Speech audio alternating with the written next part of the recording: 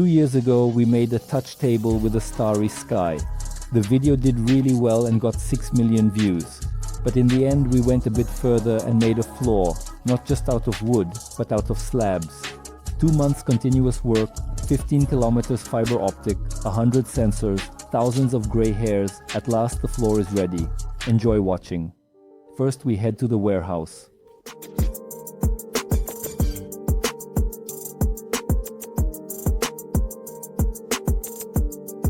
We have a batch of selected slabs that will be turned into the floor, but let's take it step by step.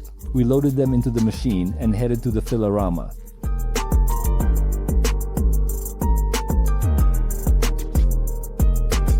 Here's the idea.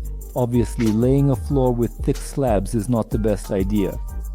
So now we need to cut them into thinner slabs, essentially into very thin lamellae, and it looks exactly like this. We carefully remove layer by layer, getting several thin pieces from one thick slab.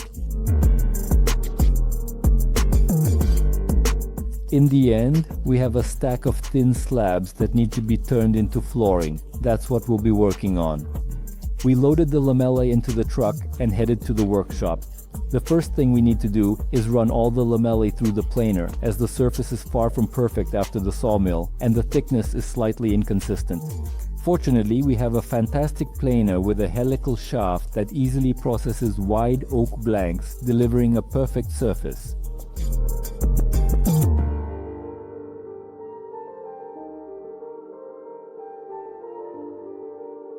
The next step is to arrange all the lamellae into one beautiful composition.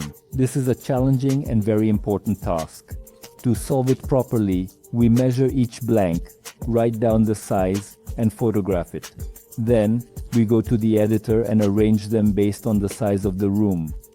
But it's not that simple. This isn't a random choice of shape. Each board is approached individually. Only in this way can we highlight the natural beauty and create the impression that it is a single living composition. In other words, each slab is unique with its own shape, texture, and knots.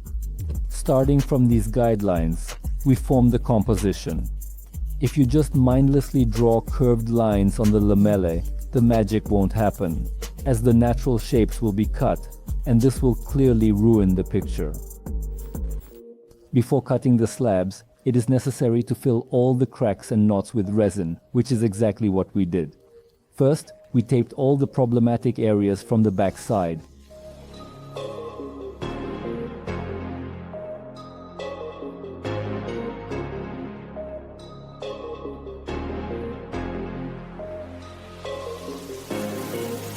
Then, we carefully secured the workpiece to the table by clamping it around the entire perimeter. This method ensures that the workpiece remains stable and flat, providing the flattest possible surface for our operations. And we started mixing the compound. In this case, it's epoxy from Ecovani, Art Eco. It's an excellent compound. We've been using it for years.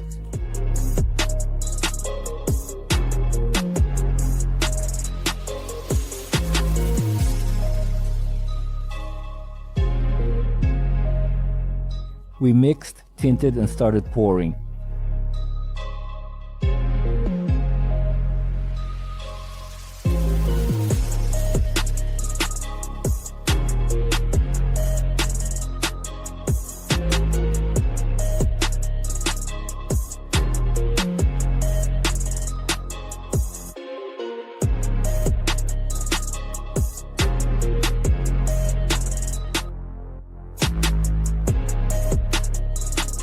After a few days, the epoxy dried and we could move forward.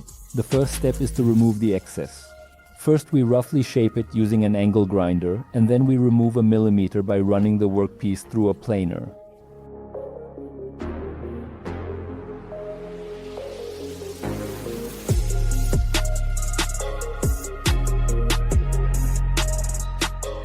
So, as you may remember, we have a very clear layout of the future floor, prepared thin concrete slabs, and a really cool CNC machine that will do the rest of the work.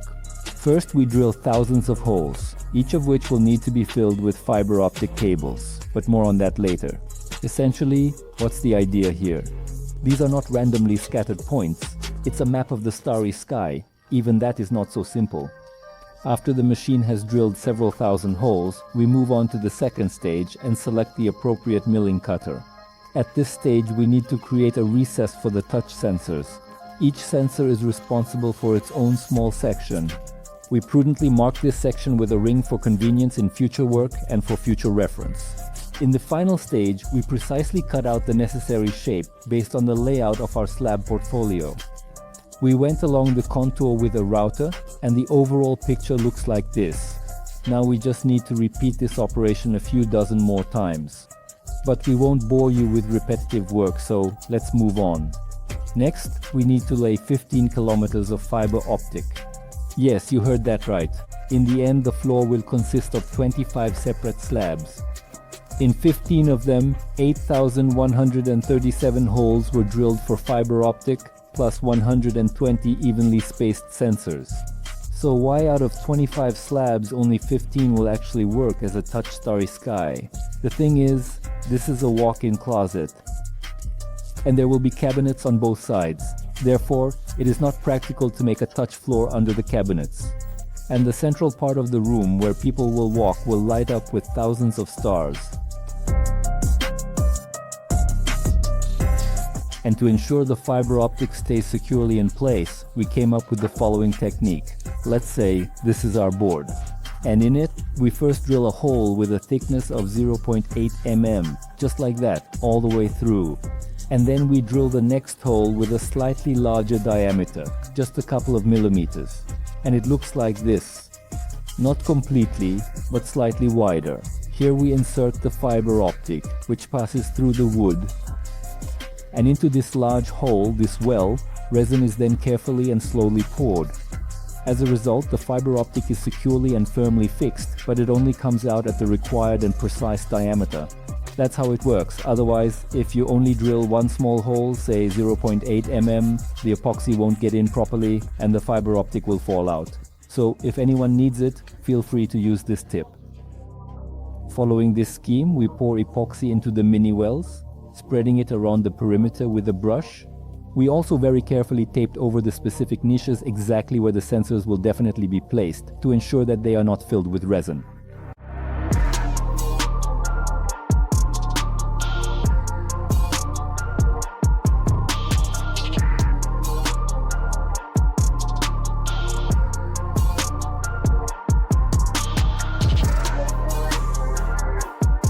Now, the only thing left is to make 15 more of these blanks. While the guys are working on that, we are also simultaneously testing the entire setup, making sure everything is perfect. We made a sample for our star floor using the same wood and thickness, drilled holes for the fiber optic, carefully placed the fiber optic, poured resin to fix it, and installed our touch buttons. Everything is connected to the Arduino, and the required number of LEDs light up on the addressable strip. The fiber optic is gathered into a bundle like this and will illuminate in a manner that is designed to work this way.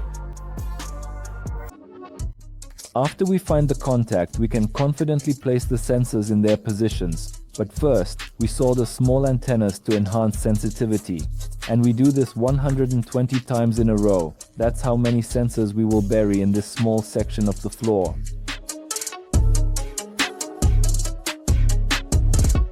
After all the sensors are ready, we place them in the pre-prepared spots and secure them again with tape.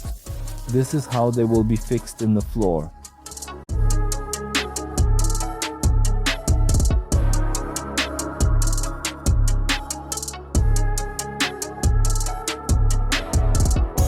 In the end, ultimately, we have the following situation. Each and every sensor is numbered and attached to the nearest fiber optic bundle. The next step is to essentially structurally form these bundles. How is this process done? The sensor is located in the engraved ring that we thoughtfully made. Now we are gathering all the fiber optic that falls into this ring. We secure such a bundle with tape and write the same number that is written on the sensor. And we do this 120 times. The next step is to use this very simple and easy to use tool to carefully and precisely cut the aluminum tube into many small aluminum tubes.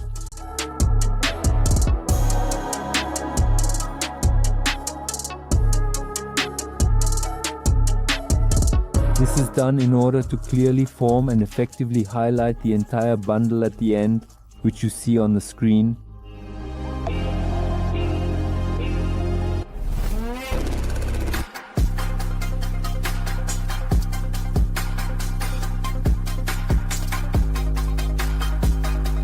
So all the fiber optic cables are structured and formed, which means we can move on. For this, we take a sheet of plywood, apply the first board to it, mark it, and prepare the surface.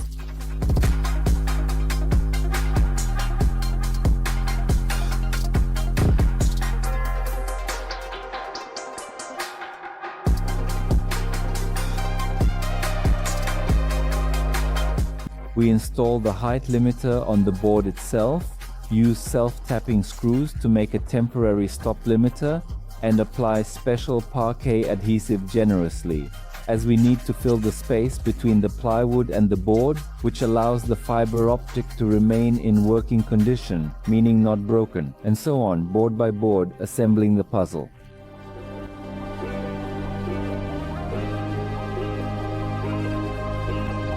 As you understood, we decided to do the main floor installation in the workshop because it's not very convenient to do it in a very small room. We divided the sensory part of the floor into two large elements which were formed in the workshop. After one of the two large puzzle pieces dried, we removed the protruding plywood. We did this using a router with a template router bit. After that, we roughly sand the surface.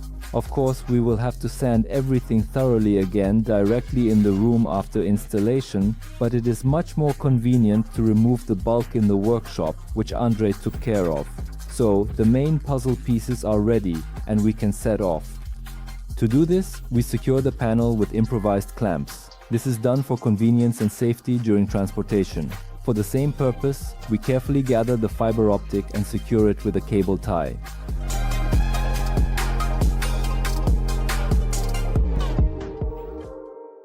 After that, we call for a taxi with the cargo and load all the material into the truck bed.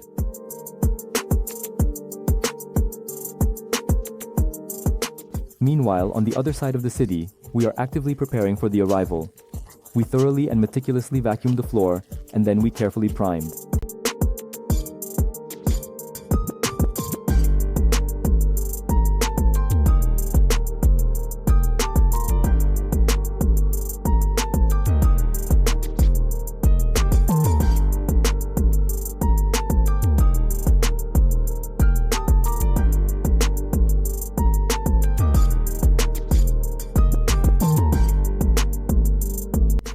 Finally, the long-awaited delivery. Here you can clearly see why the temporary clamps were indeed made. Without them, it clearly wouldn't have been possible to keep the puzzles intact. But the floor is already in place, which means they can be removed.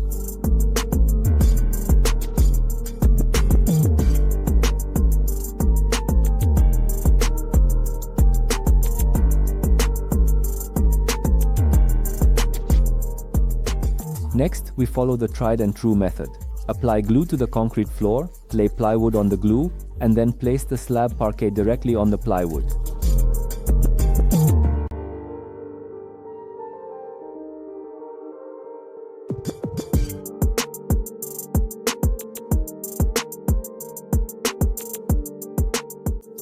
The central part is indeed much easier since this sandwich was already assembled in the workshop.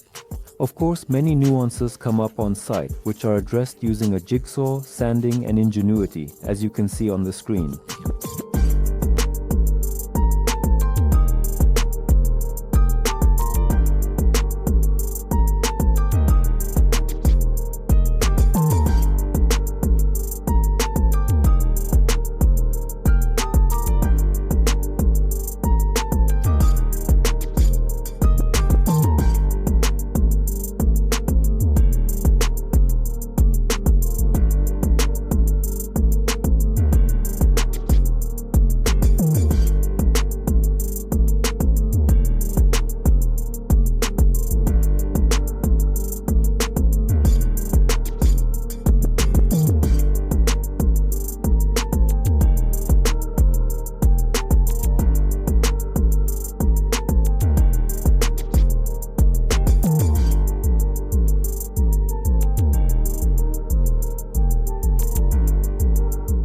After 2 long days, the floor is completely and fully laid, the glue has completely dried, and now we move on to the next exciting stage. We prudently and carefully left small gaps between the lamellae. Now we will fill these small gaps with putty. This is done in order to visually highlight and emphasize each slab, which will emphasize our concept of a floor made of slabs. And to carefully avoid clogging the wood texture with putty, we tape each and every seam.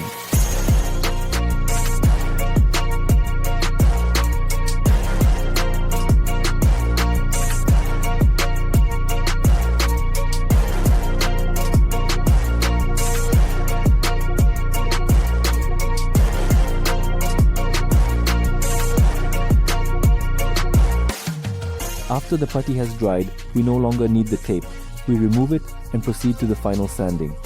This is of course a tedious and very dusty task, but it is necessary.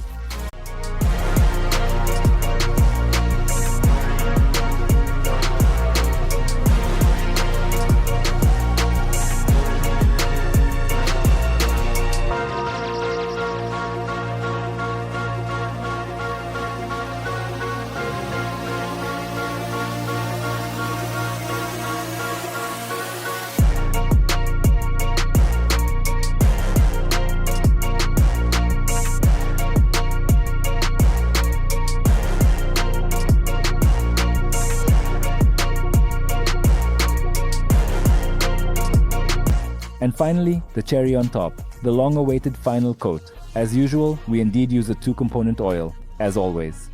Rubio monocoat. We thoroughly mixed component A and component B and started applying it. That's when the magic happens. A dull surface is transformed into a luxurious slab floor. It's at this moment that you understand why so much work was done. It's truly amazing. I think words are unnecessary here. Everything is visible on the screen.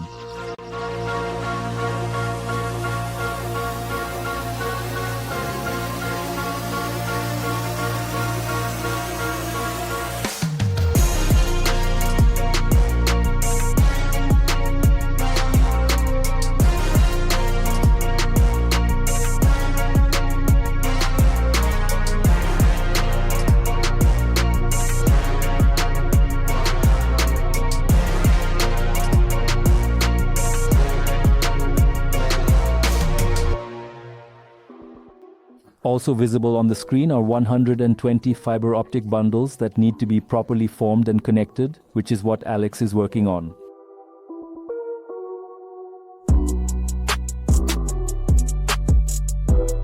We prudently designed and manufactured these brackets, into which the aluminum tube is precisely inserted, and in turn, several dozen fiber optic rods are inserted into the tube. The bundles are fixed with hot glue.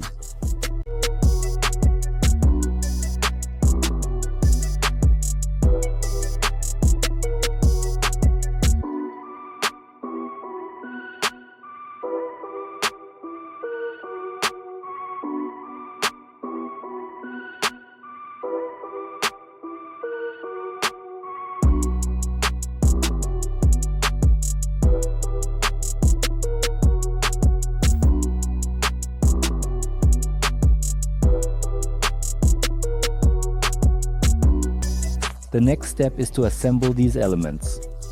We fix an aluminum profile on a plywood base and glue in an addressable LED strip. Each diode will be positioned directly opposite an aluminum tube and accordingly, opposite the fiber optic that is responsible for a specific section of the floor. All of this is assembled into a single structure and works as follows.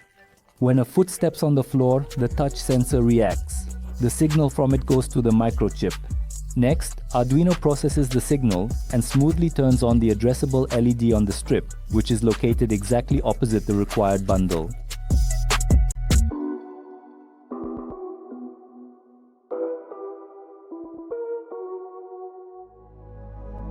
Before showing the final result, a very important announcement. We have launched a thrilling new model. Here is a handmade shelf. It is mainly made of metal, and the shelves are made of solid oak.